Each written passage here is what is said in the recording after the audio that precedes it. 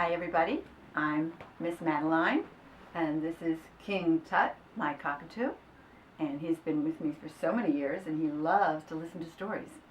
So we're going to read you today Lengthy by Syd Hoff, who is the author and illustrator of this wonderful book about a dachshund, which is a long dog. People sometimes call them sausage dogs or hot dogs.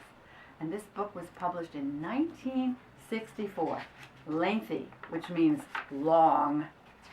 And there he is. He's very long. Lengthy was a very long dog.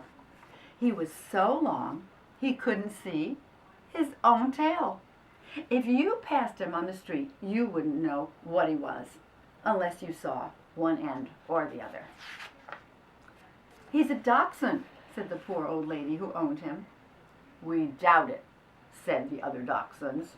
They didn't think he was a dachshund like them because he didn't look like them. When Lengthy went around a corner, he was never quite sure if the rest of him was following. When he went into his house, part of him always stayed out. Other dogs laughed at him. "You're like a big Frankfurter," they said. That wasn't really nice. It's never nice to make fun of somebody's appearance and the way they look. Lengthy didn't care. What other dog could all the children pet at the same time? See, the kids really loved him. What other dog could they use for a jump rope? The poor old lady loved Lengthy, and she took good care of him. She tried not to let him get wet. Look at the umbrellas. She was careful never to slam a door on him. And she brushed him every day, no matter how long it took. She wished she had more than a bone to give him for dinner, but that was all she ever had for herself. Lengthy tried hard to repay the poor old lady for being so kind to him. He helped her clean her floors. He let her use him for a clothesline. At night, he watched her whole house. One morning, it was very cold. "Winter is coming," said the poor old lady. "I will knit you a sweater." So she wants to make him a sweater, like King Tut has. Tut, you have a sweater to keep warm in the winter, don't you? She took a few cents out of a jar. She took a few more cents out from under the floor. That's where she saves her money. "This will pay for the wool," she said, and got ready to go to the store. "Oh, I wish I were smaller so there'd be enough wool for both of us," said Lengthy. He tried pushing himself against a wall. He tried tying himself up in a knot. He's trying to make himself smaller. He tried letting out all his breath, but he was still the same size.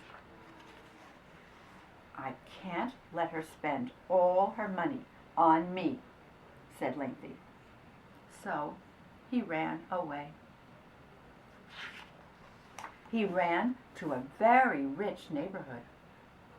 People invited him into their house. They gave him his own room with his own private bath. He's in the bathtub. They had their servants bring him food on silver trays. They threw a big party for him so that he could meet the best dogs.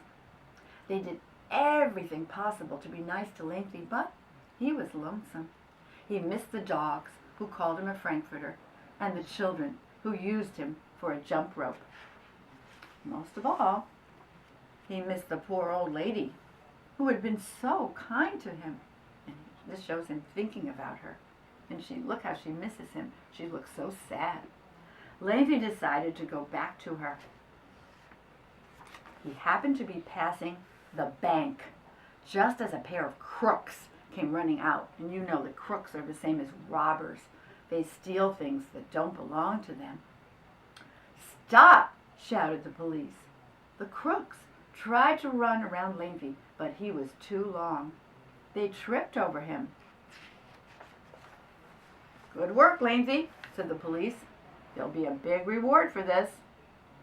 The reward is what you get as a prize when you do something good sometimes. Lengthy took the money home to the poor old lady. Here he is walking with all the bags of money. And now you know what she has money for.